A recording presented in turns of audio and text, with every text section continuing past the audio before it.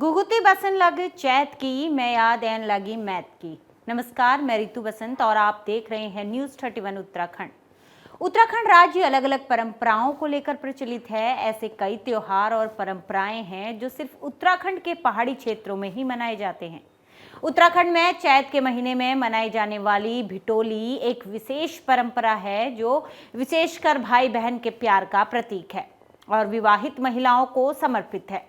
आइए हम आपको बताते हैं कि भिटोली क्या है और उत्तराखंड की विवाहित लड़की और महिलाओं के लिए इतनी खास क्यों है। क्या है भिटोली? भिटोली उत्तराखंड की एक बहुत ही प्यारी परंपरा है। चैत्र मास में विवाहिता लड़की के मायके वाले विवाहिता लड़की का भाई विवाहिता के लिए सुंदर उपहार या उपहार में कपड़े और पूड़ी या मिठाई लेकर आते हैं, जिसका विवाहिता बड़ी बेसब्री से इंतजार करती है और वह इसे आस पड़ोस में बांटकर इसकी खुशी सबके साथ मनाती है। आपको बता दें कि स्थानीय भाषा में भेंट का मतलब होता है मुलाकात करना और भिटोली का अर्थ होता है भेंट करने के लिए लाई गई सामग्री या उपहार। भिटोली परंपरा कैसे शुरू हुई?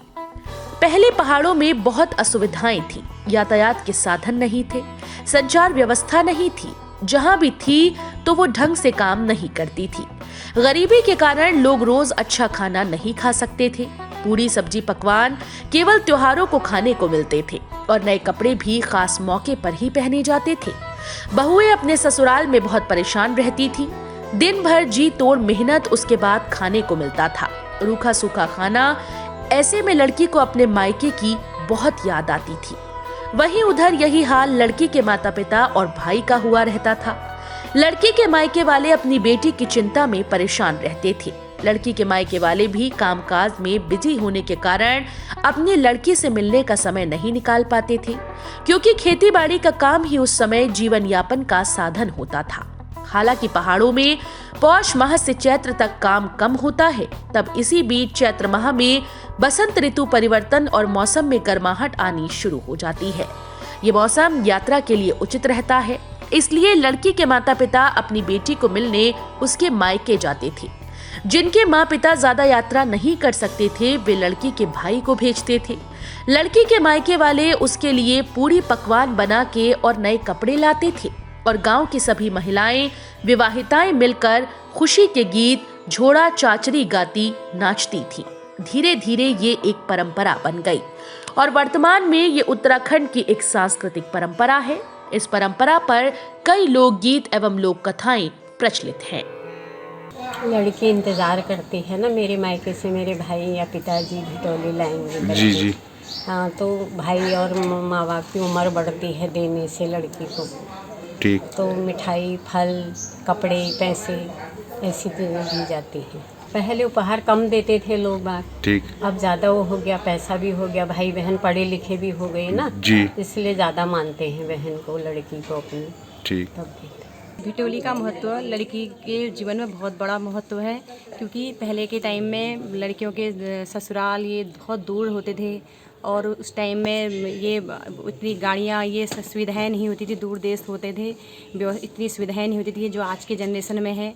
तो उस टाइम में लड़कियों के मायके ससुराल वाले ये लड़कियों को उनको कुछ ना कुछ उपहार दिया जाए करके भिटोली की प्रचलित लोक कथा मी सीतो म्यर भेभू को। उत्तराखंड के एक गांव में दो भाई बहन अपनी माता पिता के साथ रहते थे। दोनों भाई बहन के बीच अगाध प्रेम था। समय के साथ दोनों बड़े हुए तो बड़ी लड़की की शादी हो गई। भाई को घर में दीदी के बिना अच्छा नहीं लगता था। उधर बहन को भी हमेशा अपने मायके और अपने भाई की याद सताती थी, लेकिन प्राचीन काल में गांव में संचार के कोई साधन न होने के कारण उनकी बातचीत नहीं हो पाती थी। उधर भाई बहन की यादों में तड़पता रहता था। तब उसके माता पिता उसको भरोसा देते थे कि चैत का महीना आ रहा है, तेरी बहन भिटोली लेने आएगी, तब मिल लेना अपनी बहन से। लेकिन चैत का महीना आकर खत्म होने वाला हो गया, लेकिन उसकी बहन नहीं आई। ऐसे में एक दिन वो खुद ही पूरी पकवान बनाकर अपनी बहन को भिटोली देने के लिए उसके गांव की ओर चला गया, जहां पहुंचते पहुंचते उसे दोपहर हो गई। वहीं जब भाई बहन के घर पहुंचा तो उसने देखा कि सुबह से काम करके उसकी बहन चैत की दोपहरी में थोड़ा सुकून से सोई है, इसलिए उसने सोचा बहन की नींद खराब नहीं करनी चाहिए और वो चुपचाप बहन के सिरहाने पर पूरी पकवान से भरा बैग रखकर वापस घर को लौट गया। वहीं बहन से बिना मिले जा रहा था। दुख तो हो रहा था, लेकिन बहन से इतना प्यार था कि उसकी नींद नहीं खराब कर पाया।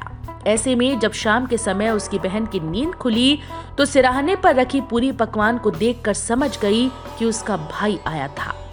भिटौली देने और सोए रहने की वजह से वो उससे मुलाकात भी नहीं कर पाई और वो भूखा प्यासा चला गया, जिसके बाद उसे बहुत दुख हुआ और वो रोने लगी। मी सीती म्यार भे भूको, रोते परेशान होते वो अपने भाई को पहाड़ों में ढूंढने लगी। इसी आपाधापी में उसके पैर में ठोकर लगी और वो गहरी खाई में गिर गई और उसकी मौत हो गई। कहा जाता है कि वो मृत के बाद एक चिड़िया बनी और आज भी पहाड़ों में बोलती है, मी सीतो म्यार भे भूको। बदलते समय में भिटोली का स्वरूप भी बदला है। पहले समय में भिटोली की शुरुआत बेटी को देखने और उसके दुख सुख जानने के लिए की गई थी, लेकिन वर्तमान में पहाड़ों में पहले की अपेक्षा काफी विकास हो गया है। यातायात के साधन काफी हो गए हैं। संचार के क्षेत्र में राज्य लगभग डिजिटल हो गया है। शिक्षा के क्षेत्र में भी काफी सुधार हो गया है और सबसे बड़ा परिवर्तन पलायन का हुआ है। अब बेटियों को वो पहले वाली परेशानी नहीं होती। अधिकतर बेटियां शहर में रहती हैं, मगर फिर भी जो हमारी सांस्कृतिक परंपरा है, लोग उसे एक परंपरा के तौर पर खुशी खुशी मनाते हैं। वहीं आजकल भिटोली पैसे देकर या डिजिटल मनी ट्रांसफर करके मनाई जाती है, जिससे बेटियां अपनी पसंद की मिठाई और कपड़े खरीद लेती हैं। तो यह थी हमारी संस्कृति। आपको हमारा प्रोग्राम कैसा लगा, हमें कमेंट्स करके जरूर बताइएगा। धन्यवाद।